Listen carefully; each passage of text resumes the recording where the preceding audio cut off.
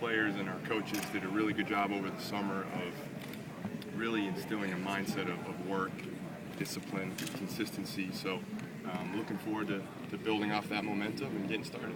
A lot of the guys who are here over the summer, they spent a lot of time together. Is that encouraging to a front office?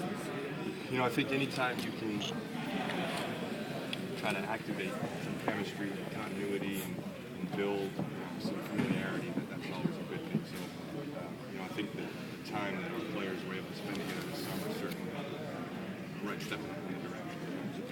Jacques quoted some lyrics from a song, said something like, "To get to wonderful, you got to go through a bunch of stuff." How close to wonderful are you? Well, I think his analogy is right on. I think all of us, we know where we want to be, we know where we want to get, but we don't want to skip steps along the way. So I think all of our players get that, all of our coaches get that, and I'm looking forward to building in the right direction this season. Rob, with the summer league out of the way, what are your expectations for your first round pick, Victor?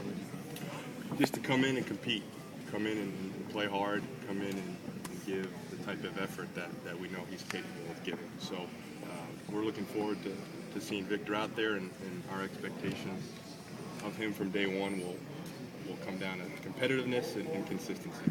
Rob, I asked Jock about this as well.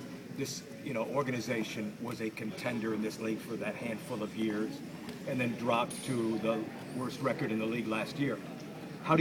What's your response to the marketplace, to the fan base, who struggled to watch that transition and see it still in progress? The goal is sustainability, and that's what we're building towards. So we feel really confident in the vision that we have. We feel really confident in the steps we have to take to get there, and now it's just a matter of staying true to those steps and really focusing on the step that's in front of us and getting over that. And then once we do that, we can focus on the next one. Rob, do you have any kind of time frame for Glenn? When can you expect him back? Brian, we're gonna intentionally leave that nebulous. A lot will be based on Glenn's rehab and how he responds over the next couple of months. I would say we hope to have him back within the next few weeks, but a lot will be dictated on how he does. You mean in the next few weeks, playing, practicing? Just coming back to practice. Is it disappointing for a guy like Glenn? Last year, he made a bunch of strides on the court as a leader and as a player, and then the injuries just seem to keep piling up. Is it disappointing to see someone that has that much of an impact? Yeah, I think anytime you experience an injury, it's frustrating, for any professional athlete. So, Glenn has had a few setbacks last year on the health front, and he certainly understands that can happen to anybody, and I think his maturity is to a point now where he understands that there are certain things you can control and certain things you can't control. Injuries a lot of the time are things you cannot. So he's looking forward to just doing what he can to get back as quickly as he can.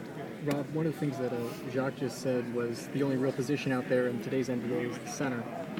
Is that where you see the league going? Do you share that opinion? I think versatility is becoming more and more in vogue as, traditional positions may not be as concrete, if you will. So I think the more versatile you can be, I think the better you are to be prepared for anything that gets thrown at you. You guys have a young core here. Is there anything you see from this group of guys that you might have seen in Oklahoma City a couple years ago?